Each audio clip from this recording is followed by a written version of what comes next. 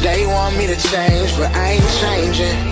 Nah, I remain the same. And you are now tuned into another episode of Intellectually Petty Radio, brought to you in conjunction with A Beautiful Machine Magazine. Beautiful Mind Machine Magazine. I always fuck that up. I'm sorry, folks. It's a family over here. And the mighty Nerd DJs Radio Network. I am your host, Jobs, you already know. And week after week, month after month, year after year, we only rock with legends around here. And today is absolutely no exception. We have the executive director of the Urban Arts Orchestra, Mr. DESEAN Jones. How you doing, King? What's going on, man? It's a pleasure to be here. Thank you for having me. Oh man, come on, the pleasure's all mine, bro. How you doing, man? How's your family? Man, kids are doing well, man. I'm very blessed. They're blessed, and I'm just grateful, man. You know, to be active in the lives of my sons. You know, First time you held your oldest son, what was your thoughts? man, I had never seen a face so symmetrical in my life. Like, the boy was perfect. I ain't gonna lie to you. That was literally, I mean, I was just like, dang. And I held him up like Simba, you know, like, you know, from the Lion King. The nurses and doctors was looking at me like I was crazy. And I looked at him back like, what? It's my boy. Exactly. It's my son, you know. And he's 13 going on 14 now. And about as tall as I am. His voice didn't drop, you know. So it's just like a crazy thing to observe the passage of time, you know. It's quite beautiful, man.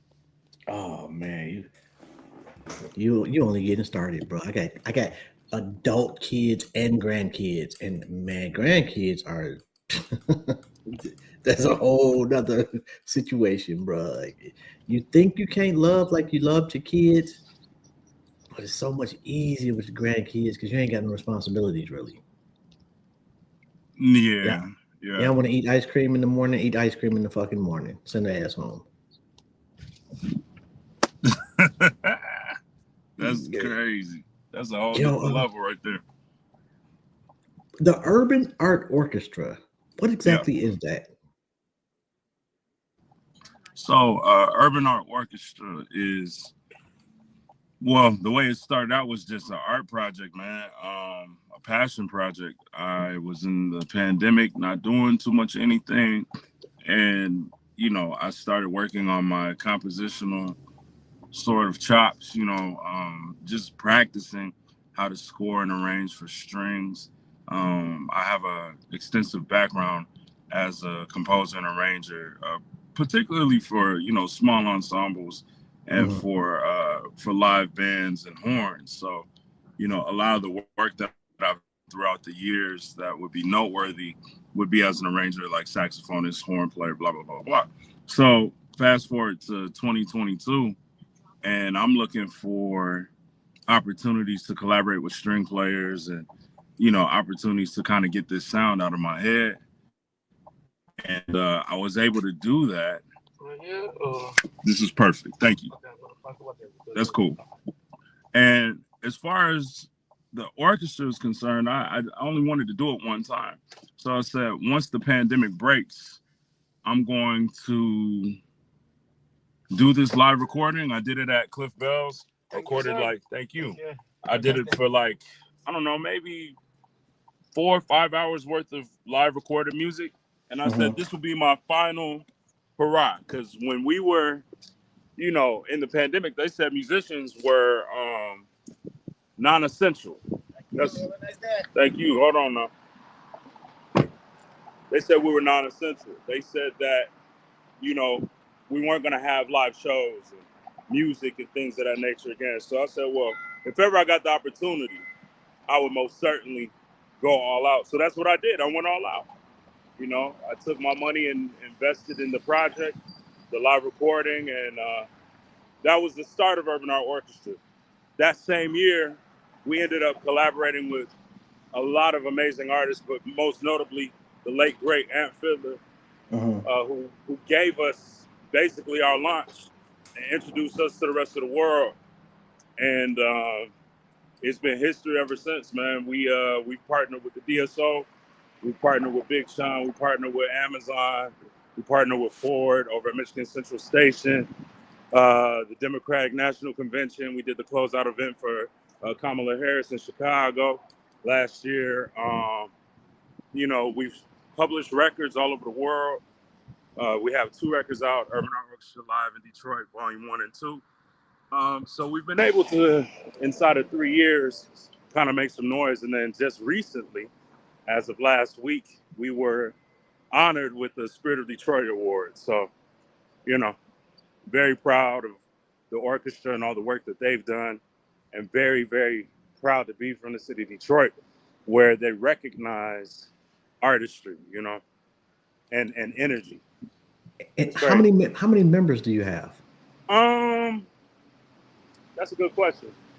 So my core, I got about 30, and then when we need to go big, I can do about 150. Wait a minute, 30 is not going big?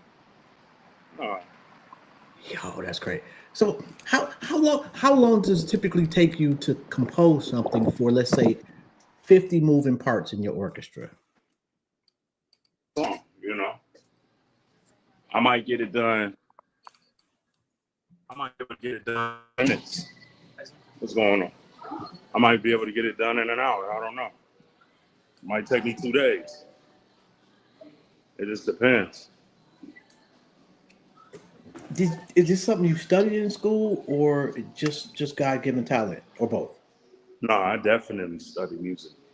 I went to DSA, and then I went on and studied at Oberlin Conservatory. I studied composition at Oberlin Conservatory. And I did that for 3 years. And that changed my life. Yo, that's crazy though, bro. First off, shout out to you, man, because you don't see too many brothers with an orchestra. What's it like? Okay, Big Sean hits you up or hits up your representatives. I don't know how that shit goes, but you know they get in touch with y'all. At what point do you talk to the artist to get their vision for it? Do you arrange before and bring it to them, or do you talk to them and then go arrange? It's always teams. So Urban Art Orchestra is an institution, right? Mm-hmm. So there are managers, there's day of coordinators, project managers, and so like we all work together with the artists and their team to put together a complete package for like the scope of work or the vision of what we want to execute, collaboratively speaking. So by the time I get to the artist, and yeah, we have our meetings, but it's like their musical directors have been in contact with me. Got you. We've sat down, we've ideated. They might already have a template for a show. And they're like, okay, here you can open up and you can do some things. Maybe there, keep it exactly as is. All right, here we're going to create something on the spot. It's very kind of spontaneous, but structured, I feel, you know? And so I want to do a show in 2 weeks. Is that enough time? I mean, we did Big Sean in 48 hours. Really? Is there artists that you feel like their music translates best to an orchestra? All artists' music can be reimagined with the orchestra. There's no one artist or one style of music where it's like, oh, this is the one thing. Nah, man. I mean, you know what I'm saying? From working with Big Sean, or if you listen to like bebop, like Charlie Parker with strings, you know, it works every time. Your favorite composer? Ooh, I got a few. That's a long list, and for different reasons. You know what I'm saying? George Clinton is one of them. Charles Stepney is one of them. I don't know if you're familiar with who that is, but I am not. For those who don't know, Charles Stepney wrote a lot of Earth, Wind, and Fire's catalog, like from his basement. Like the demos are actually the actual songs that you hear on the radio. You know what I'm saying? The outro to I believe it's Can't Hide Love. Mm-hmm. That's Charles Stepney.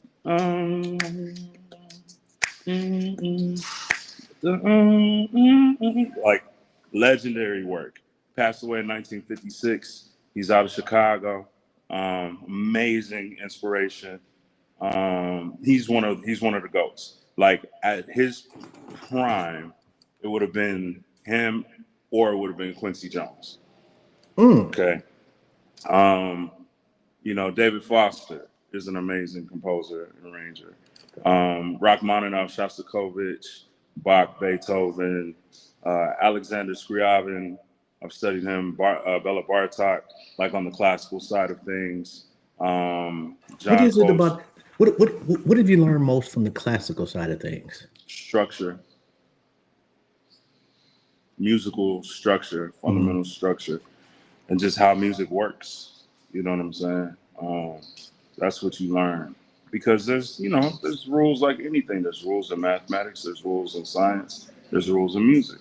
And once you understand those fundamentals, you can start to bend and manipulate the properties of those fundamentals to create. And that's where artistry comes into play. Like when you understand the rules, you can break and bend them. What's a perfect instrument? Perfect instrument. If utilized correctly, I suppose the voice, but that's rare.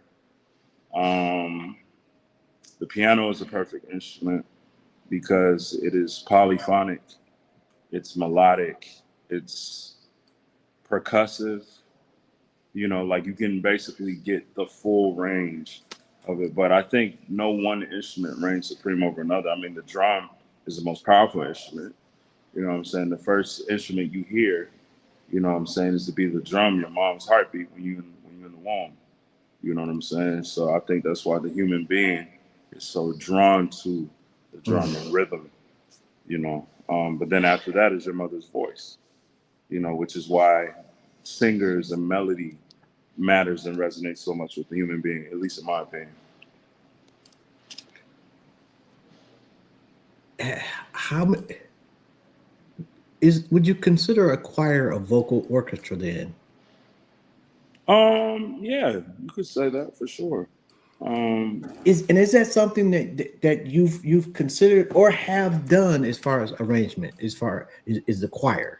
Yeah, we have a choir. We debuted the choir last year. We have a 50-piece choir, in addition to the orchestra. So are you playing like at the symphony hall? We have done performances at Orchestra Hall. We've done performances. We're actually getting ready to perform at Shane Park next week for the Jazzy Nights on Wednesday. So we'll be there with Samara Joy and Urban Art Orchestra. We go up at 7 o'clock, so you don't want to miss that because it's the season opener. And I believe they're celebrating 40 years at the Aretha. I said Shane Park, but that's my fault. Well, most of us still call it the Shane Park, bro. You know, I mean, it's I'm just, sorry, it's, Aretha. But, I love Aretha. I was there. I right. was there when they did the renaming. I was playing when it went down. But you know, Shane Park, Aretha, saw Detroit. You know, just the same. But yes, we have a performance tomorrow at Spotlight, where we're gonna be doing some things. So, you know, Do you ever fan out? what does that mean? You there's an artist or somebody in the business that you've been a fan of, and you happen to come across that person, and you're still that fan, at least briefly. No, only person I would do that with is Quincy Jones, and unfortunately for all of us, he passed away. But even in that space, I mean, the only thing I could say is thank you for your work and for laying the foundation for the next generation of artists and creators. Because I mean, he set the bar so high. But like, we're all human beings, man. I don't believe in putting anybody on a pedestal, man. I just, you know, if we all get cut, we all bleed the same. You know what I'm saying? We all hurt the same. We all experience joy. You know what I'm saying? Like Frankie Beverly said, you know, joy and pain. You know, so maybe if I was younger and less experienced, I think that would be a thing. But I've been touring with legends and working with a lot of amazing artists my entire career. So at a certain point, you just realize like people are people, and we all have our gifts, Yeah. and you can celebrate people's gifts, but you don't have to kind of overdo it in that way, you know. And to each his own. You know, I'm not dismissing how other people express their gratitude.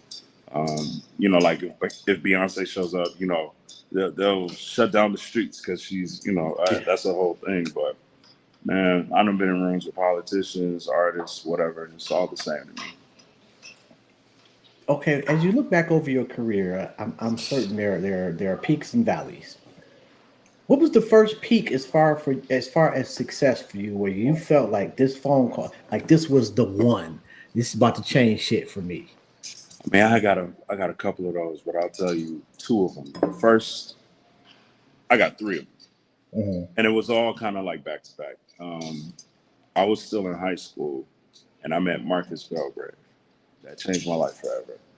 Um, the next thing was getting locked in with my brother J. Drew Sheard and Kiera Sheard and working with the Clark sisters. So I started touring with them when I was like 15, 16. You know what I'm saying? Like we're playing, like I'm getting out of school and we got to go to, you know, Joe Louis to play a sold out concert. You know, like I had never done stuff like that before. And then right after I graduated, I got linked up with Mad Mike Banks at Underground Resistance, and that changed my career forever. I ended up touring like immediately. Like I met him, and 2 weeks later, we were in Switzerland playing Montreal Jazz Fest in Miles Davis Hall with Prince standing in the wings watching me and John Dixon play. You know, we toured for about 15 years nonstop. You know, all over the world. Joe, Like, did Prince say anything? he had a plane to catch, so he checked us out, and then Yo, and Mad Mike Banks didn't tell me that until years later. hmm But you know, coming from Detroit and flying to Switzerland, people don't believe that that's it's a crazy. real Fuck, thing. that's crazy work right there, bro. You know, and like fresh out of high school, so I felt like I got drafted, like first round draft pick. That's what it felt like. First instrument you played. Man, I used to mess around with the piano all the time when I was a kid, which is why I use it so much now. Yeah. West side or east side? Detroit. East Which? side. Oh, I'm sorry, bro. It's okay. No, no, no, no, no, no, no. My apologies to you and you know. So, at what point in school do the adults around you realize how naturally gifted you are? It didn't really hit until high school. When I got to DSA, that's when you know my band director Ed Quick, the legendary Ed Quick, he was the one that sat down with me and was like, "Okay, you have some talent, but now we need to develop your skills." So he taught me, you know, solid breathing techniques and you know how to actually navigate the instrument. He gave me different etudes to practice. I would take private lessons with this pianist and accompanist by the name of Mr. Gabur. God rest his soul, he passed. But they would sit with me for hours at a time and help me develop my skill set and refine my skill set so that I could be proficient. So, you know, in Michigan, they got this thing called MSBOA, where you compete and you play your etudes, and if you do well, you get a blue ribbon or a red ribbon or nothing at all. So when I went to these competitions as a kid, I always got a blue ribbon. But then they had like another level of adjudication for your individual solos. And for 3 years in a row, I think I got like 100 out of 100, which made me like the top saxophonist in the state or whatever. And then they would have me go to Kalamazoo for the Michigan Youth Arts Festival every year. So that's kind of like the beginning of my formal training, and then from then on, I did the Civic Jazz Orchestra through the DSO under the direction of Marcus Belgrave, and then shortly after that, the legendary Rodney Whitaker, who was the head of the Jazz Studies program over at Michigan State. So I think it's just about having a long list of great mentors. When I got to Oberlin, I ended up studying with Marcus, who was there at the time. I studied with Gary Bartz, Billy Hart, like all jazz legends, heavies, Robin Eubanks. And then I studied music theory with a gentleman by the name of Brian Allegot, who is arguably one of the foremost authorities on, music theory. So I had him for 2 years, and it helped me to sharpen my skills. So yeah, you can have talent, but talent will only carry you so far. Like actual skill set is the difference maker, and that's actually what breeds longevity in an industry like this, because there's a high turnover rate. What do you tell the younger youths? You have to honor the discipline of this study, man. Like everybody's talented, that's great, but do you really know what you're doing? Dedicate yourself to the thorough investigation of this thing called music, or whatever it is that you call yourself doing. Like, please, please, please, don't be talented and ignorant at the same time. Ignorant meaning unknowing, right? If you can do something, you should be able to explain how you did it or why you did it. You know what I'm saying? And it's in the space of being thorough and meticulous that you have the ability to not only execute, but also educate. Did your neighborhood know how proficient you were, how profound you were musically? No. Do they, at any point, never? No. It wasn't until later on. Like once I started doing shows and stuff, then it was like, oh, okay. Once you get tickets to shit. But like the city, the one thing I love about the city of Detroit, man, is there's such a community of support around young artists and young talent. So I never felt unsupported ever. If anything, I felt like I was the baddest thing out there. Then I listened to these recordings of myself when I was younger. I'm like, oh my God, it's so terrible. But they're still clapping. You better play. Go ahead. Throwing dollar bills at you and stuff, and just giving you a lot of encouragement. So when you come from Detroit, you do believe, at least as a young musician, you do believe in yourself. You know what I'm saying? We got a certain swagger and a certain confidence. Like, we're going to different cities. Like, what's up? We came to play. And I know I can play. Detroit is a hard city it's a tough crowd. Two crowds that's really tough is Detroit and Chicago. Them two. If you can make it there, you can make it anywhere. New York is easy. Detroit is hard. And we got a tough crowd.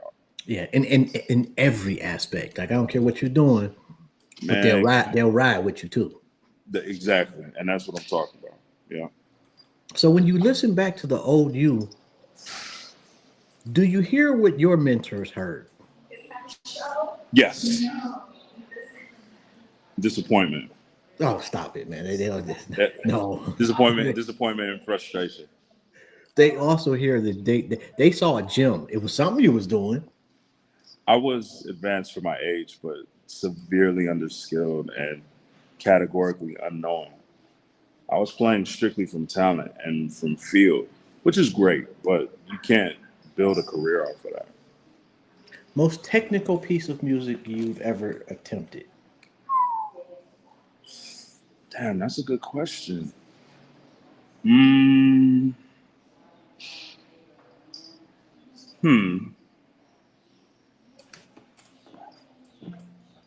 Outside of my own writing? It doesn't matter. Would that make it more difficult that you wrote it? Just because I wrote it don't make it any easier.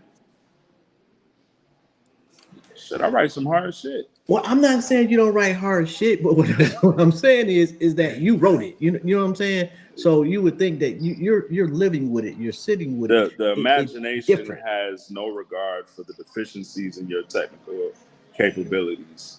It goes off of what it thinks it wants. And then you try and play, like, ooh, shit, I can't even play this. I'm gonna need to practice. Nah, man, for real. So I'll be looking at people like, well, I can play it, and I know it's hard.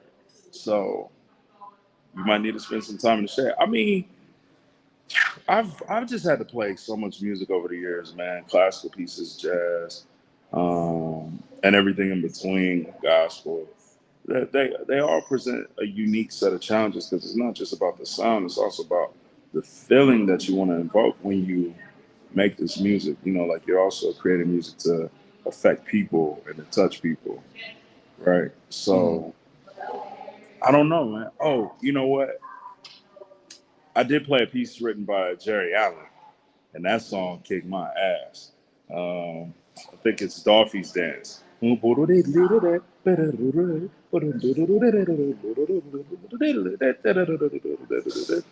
played with Marcus Belgrave, Jerry Allen, Kareem Riggins, Bob Hurst, and Dwight Adams for the Detroit Jazz Fest. This was Marcus Belgrave's Jazz All Stars.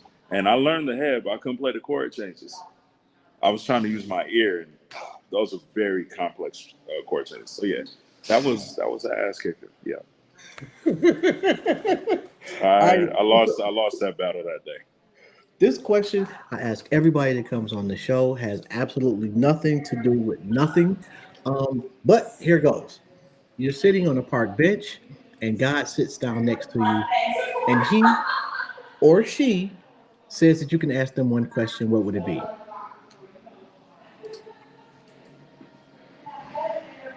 One question? Yes, sir. Not asking God no questions. What am I going to ask God questions for? I'm just going to be like, thank you. You know what I mean? Thank you for everything. I might ask God, what's up? What up, though? But I ain't asking God no questions. I'm one of those people. I don't understand why people feel like they shouldn't be able to ask God a question. I didn't say shouldn't. I just don't have nothing to ask him. That's different. That's fair. But I've had people say, "I don't." Well, we're not supposed to ask God, and I'm why? If I had a question to ask God, I would ask him. But you know what I'm saying? I'm in touch with God through music, so any question I have is answered through the music anyway. You know what I'm saying? Like that's really where I'm at with it. So I would just say thank you. Like I tell my boys, I tell people around me, I'm like, man, I've lived a beautiful life. I'm so grateful. And that's not to say I haven't had my ups and downs. Like this shit's been crazy.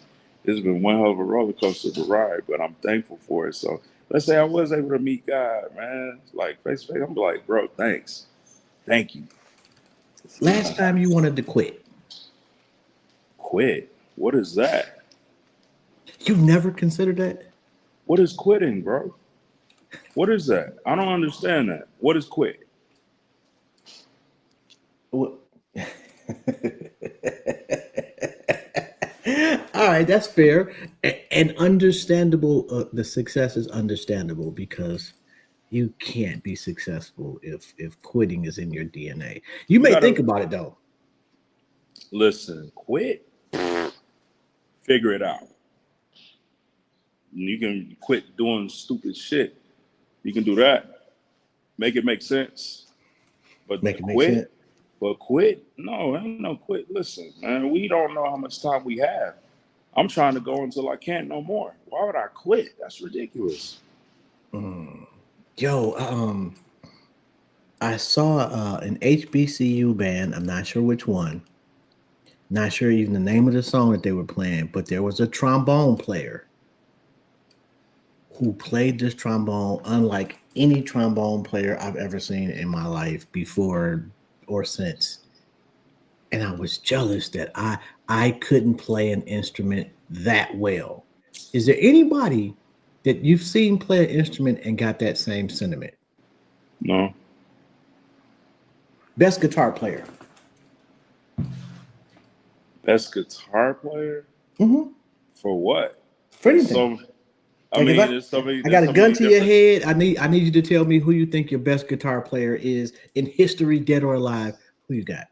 it depends on what the music is. It depends on what it calls for. Like, if you're talking about just like being free and really expressive, I mean, you got to give that to Jimi Hendrix. You know what I'm saying? But guitar players, guitar players. I know some bad guitar players too, man. Um, there's a cat out in South Florida. His name is Dave Carmel. He's amazing on guitar. There's a cat here in Detroit, D. Sambata. He will light you up on guitar. Like, there's another cat here in the city by the name of Anthony Booker. We call him Book. Book got so much soul and sound and tone. You know what I'm saying? So all these cats are amazing. Joe Flay. Man, who else? I mean, there's just so many amazing guitar. But I know a lot of great guitar players.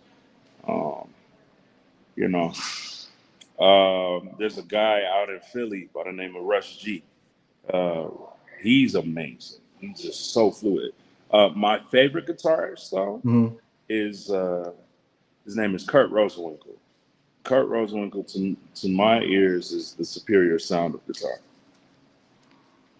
You know, there's nothing he can't play, and he is absolute master of modern and Western harmony. I give you a blank check and tell you can have one person make a piano for you. Who would it be? Or company? What's that company called? Fazoli or whatever. Honestly, I would go with those old school Steinways. Like if I could go to like the old school Steinways, like mint condition, I would do that. So I can build me a little time machine, taking me there and back. Yeah. It's a blank check, baby. The blank check, baby. You can get what you what. So I'm assuming you've played a Steinway or Yeah. several. Yeah. What is it about the feel of that piano that Uh, separates it? Steinways are just amazing. They're amazing instruments. You know what I'm saying? They have such a rich color to it and a clarity. But I know Herbie Hancock. I forget the name of the company. I think it's like Fazoli or I don't know. I'm displaying my ignorance right now. But anyway, that's supposed to be like the best piano in the world. I haven't played one yet, so I don't know. But yeah, you asked me a lot of guitar and piano questions. I play saxophone, so Well, you know what? I didn't want to make it too easy for you. What is it? What is it about the saxophone though that just does it for you?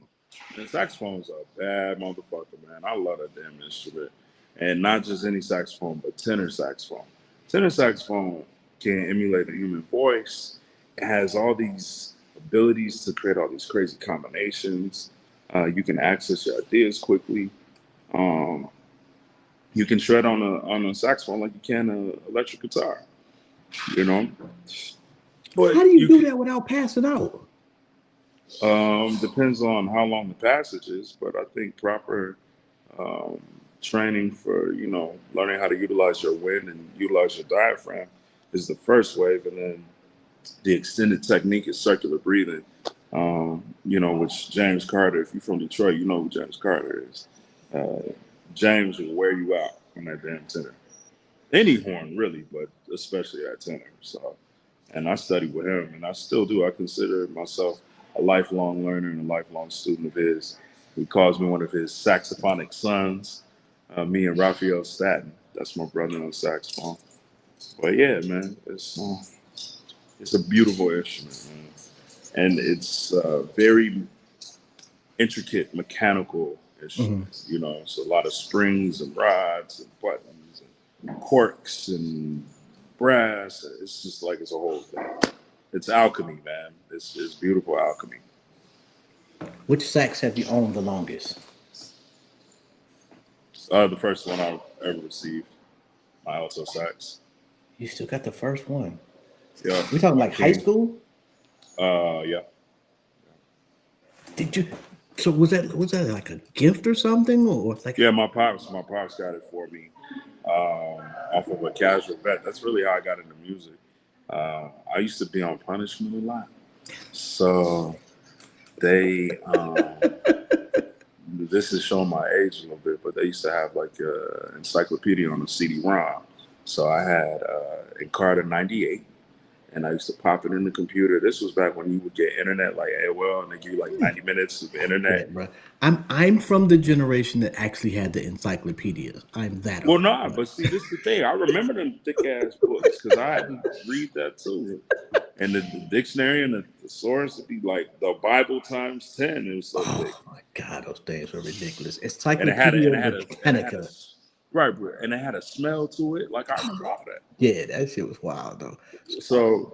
So just the same, they had little sound bites of like different jazz musicians. So they had one of Miles Davis. Miles Davis was playing Origin. I heard the first 16 bars of, you know, of that, and then I heard Chet Baker playing his own sweet way or in your own sweet way, and I heard Charlie Parker. And my dad came downstairs and was like, "What are you listening to?" I was like, "I don't know, but whatever it is, it sounds easy." And he looked at me and was like, "Easy." And so we got to rapping, and then, my birthday was like coming up. And so he was like, "I'll make a bet with you. Since you think it's so easy, I'll get you any instrument of your choosing. And if you can play it in 6 months, you get to keep it. If not, I'll get my money back." I said, "Bet." So me thinking it was like something valuable, which it is, but not as valuable as I thought it was, because I'm a kid. I'm like, I'm gonna get like the biggest instrument with the most gold and silver on it. So it's like, I'm not gonna get a trumpet because that's too small and they only got 3 buttons. So I'm gonna go with a saxophone. I'm thinking that this man about to cash out on a silver and gold saxophone, not realizing that it's made out of just raw brass and regular metal. Didn't know, was a kid. But I took it seriously, man. I practiced every day, and he let me practice, and I got better and better and better. And I turned professional pretty early in my career, man. By the time I was about 14, I was already playing live shows and was definitely starting the tour between 15 and 16. At what point did your pops know? I think when we was talking cash shit about me being able to play music that I'd never played before, I think that's when he figured it out. Yo, What up, though? Good to see you, man. and the crazy part is most people don't. Fathers are so intricate in especially a young man's life, and we don't always get the stories. Nah, man, my pops is the reason that I'm like where I am today and who I am today. And my mom, she played a huge role in supporting my journey as a musician. And but like obviously they weren't together. I shouldn't say obviously, but I think people picked up on that. And I lived with my dad for a large part of my life, man. I mean, similar to that now. I mean, my kids live with me, my sons. And I'm a single parent, and I love it, man. I love being a father. Like, it's the best thing, man. It's dope. Yeah, there is no replacement. Even on the bad days, being a parent, man, is just the biggest job, but the dopest job you'll ever get.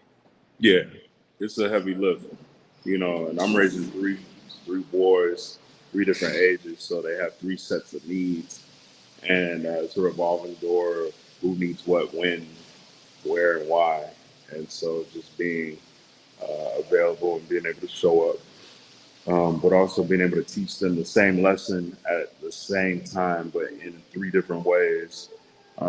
It teaches you a lesson in leadership. It teaches you a lesson in patience. It teaches you lessons in compassion. Um, because the most beautiful human in the world is one that isn't tainted by the world that they're in. You know what I'm saying? They just look at things for face value, and everything is brand new. You know, so I want them to be able to kind of keep that, but also be aware of the world that they're in and the times that they're living in.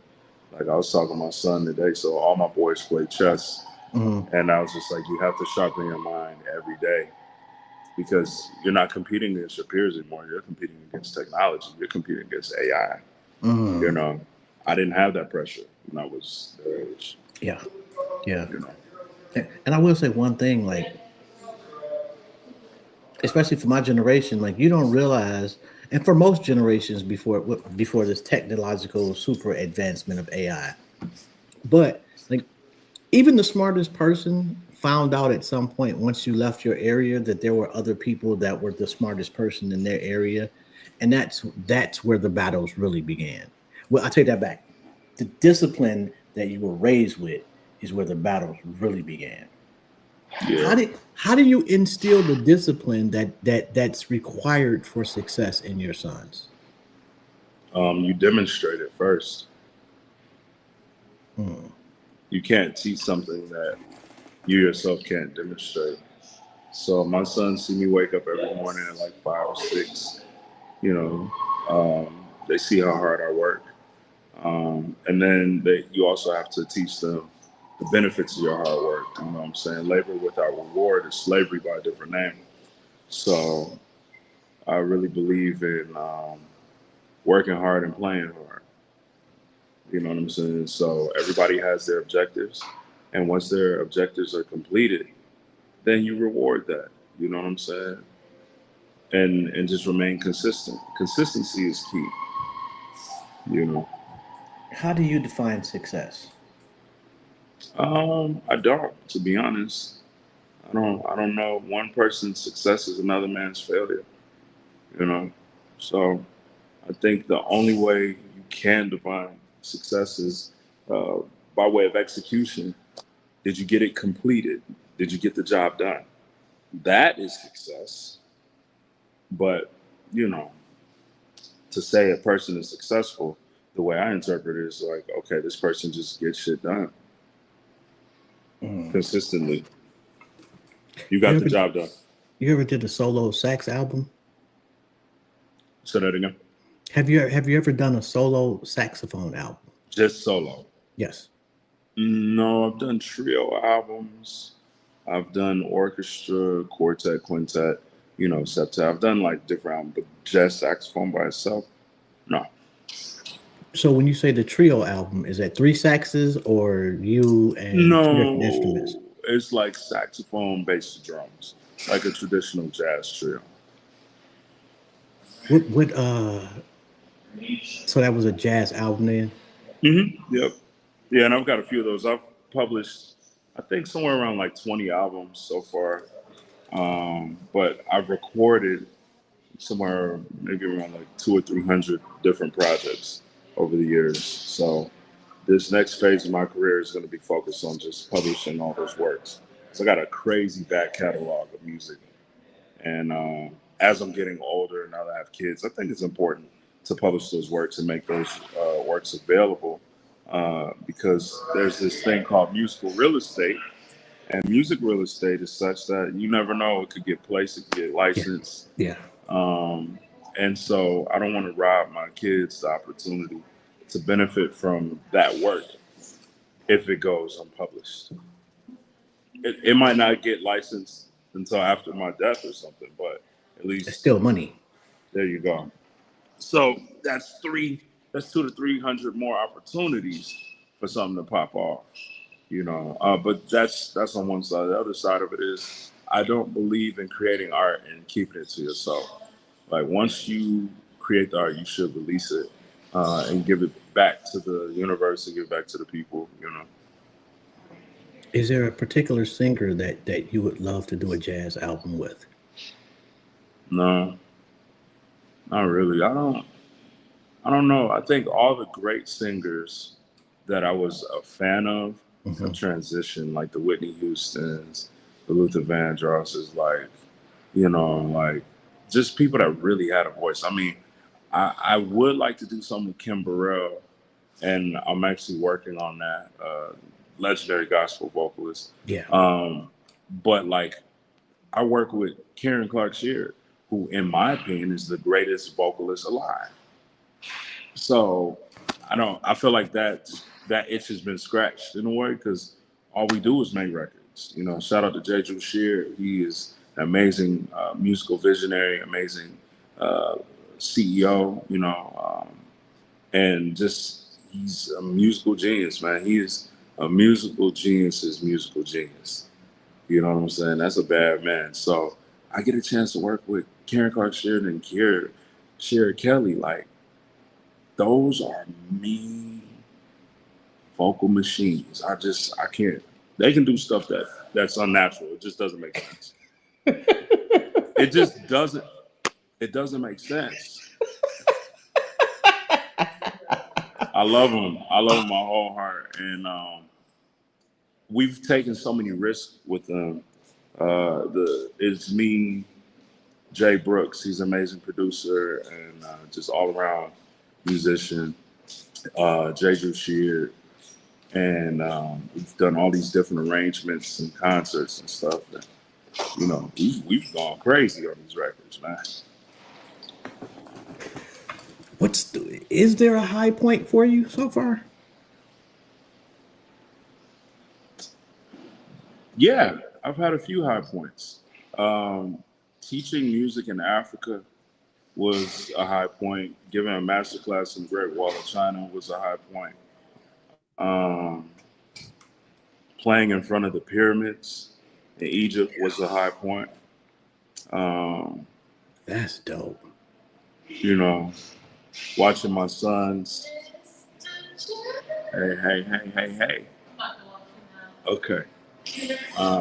What's going on?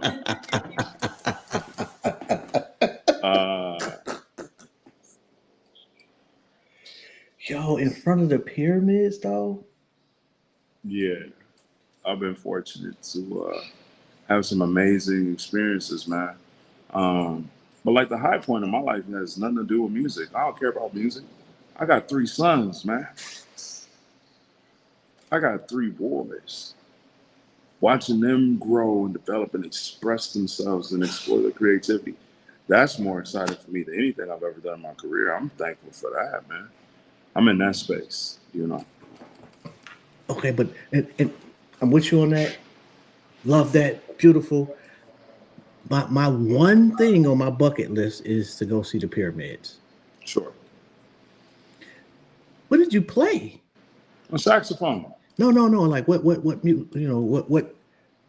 what song did you play or song? I played my song, whatever it was, man. I just played the guy, man. You know what I'm saying? Whatever notes came out is what it was. I saw a picture of Louis Armstrong playing for his wife in front of the pyramids. And they got a security protocol. You're really not supposed to do that.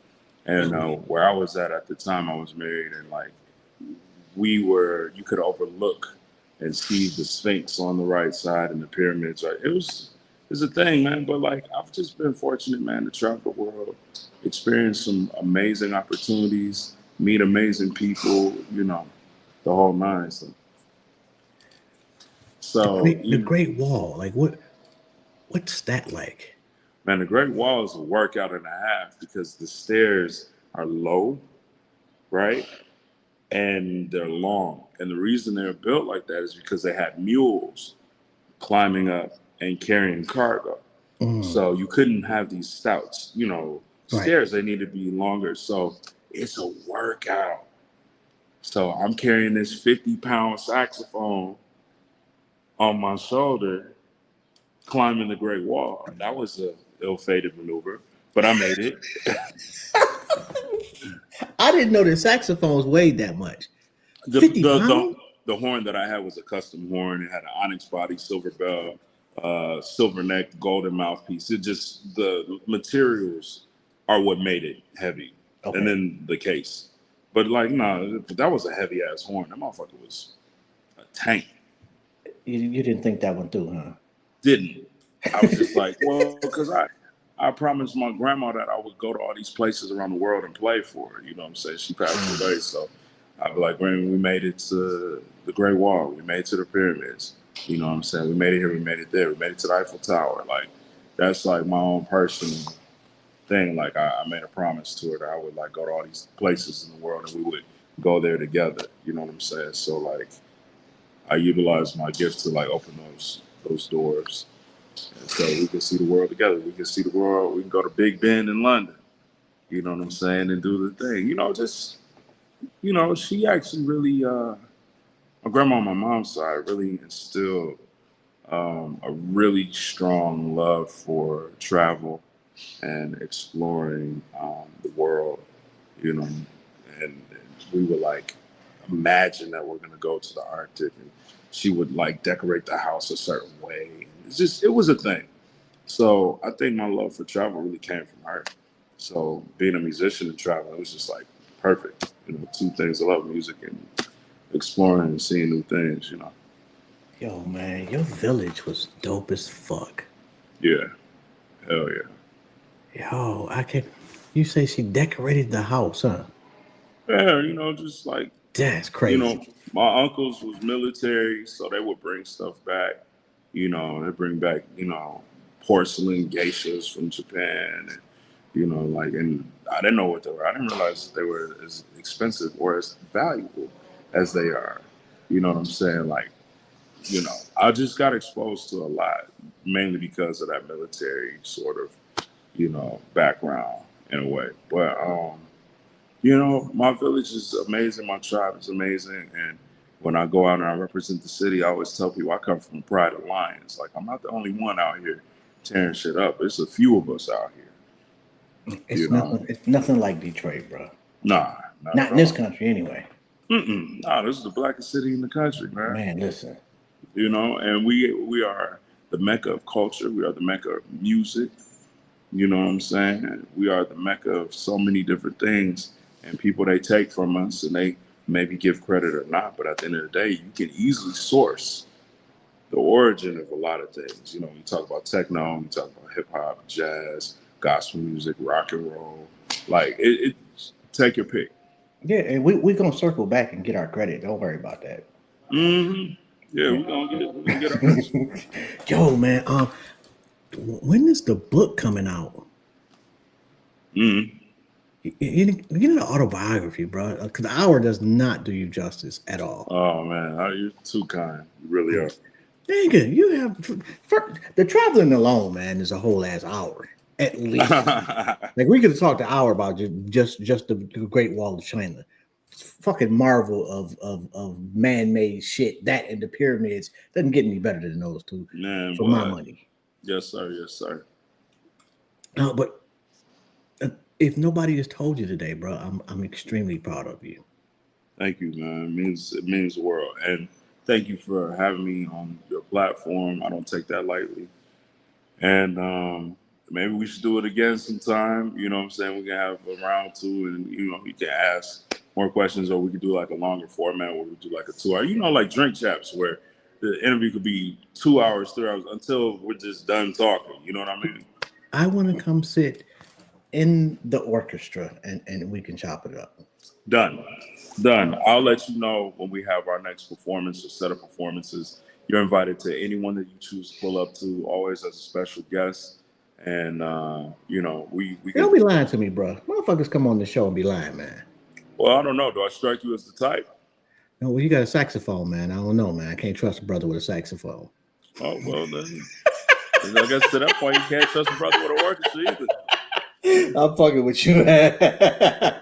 Yo, you invite me, man. We pulling up. We will. That Please just do. you don't see enough of us in that type of space. It's hard too. I ain't gonna lie to you. You asked me if I ever think about quitting. I don't think about quitting, but I get frustrated. I do get frustrated because I want so much more for us, man.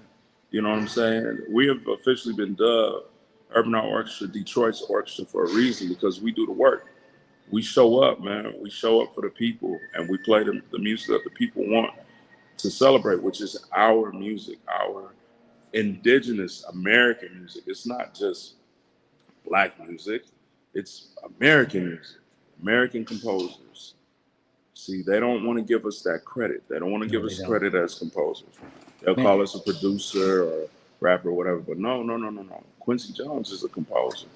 yes. Shit, You Jay can't. Dilla is a composer. Jay Dilla is a composer's composer. Quit playing, man. We Man, just listen. did a thing at Cliff Bell's on Sunday where we locked in with T3 and RJ from Slum Village Hmm. and gave a beautiful concert. I'm not saying that because I'm in it. I'm saying like it just came together, man. It was such a beautiful tribute, man, and I'm just honored, man. I'm so proud to be from Detroit, and I'm proud of my city and the growth and the transformations that we've seen over the years. Where Detroit is back, and Detroit is black. You got to Absolutely. know it. You got to know it. So I'm gonna need it a is full what two it is, Doug man. And I hope orchestra people will performance. come to a place of understanding and appreciation. But the work that we do and the work that Urban Art Orchestra does really comes from a space of love, man. Love for our city, love for our culture, love for the music, and reverence towards those that came before us. You know what I'm saying? We want to honor their legacies as well. Yo, 42 Doug, I'm sorry, I talked over you a little bit. Sorry about that. 42 Doug, if you're out there, I know you be putting on all types of shit that brings everybody together. Yeah, I need Urban Arts Orchestra in the mix for that. And let these young kids see the greatness of an orchestra and the greatness of black people when we got an orchestra, because everything we do is just fucking different. On that note, bro, yo, I can't possibly thank you enough for stopping by. This has been an honor and a phenomenal conversation, man. Hit me up. I absolutely will be there. And if there's anything that I can do for you, I'm not sure what, but if there is, let me know and I got you. I think DESEAN is frozen. Well, he's he to end up not hit him up about that because I damn sure want to go see the orchestra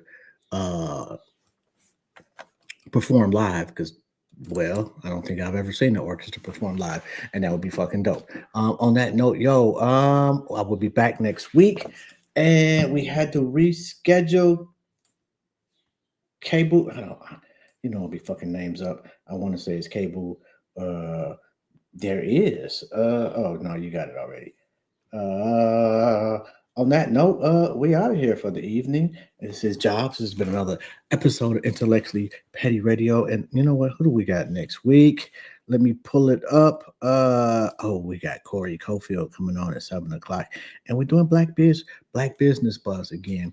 At 5:00. If you do have a business, you know somebody that owns a business, has a service, whatever, long as it's legal, come fuck with us. We do Black Business Buzz once a month where we just give 4 Black-owned businesses about 15 minutes a piece to promote whatever product or service that they have. It's free of charge.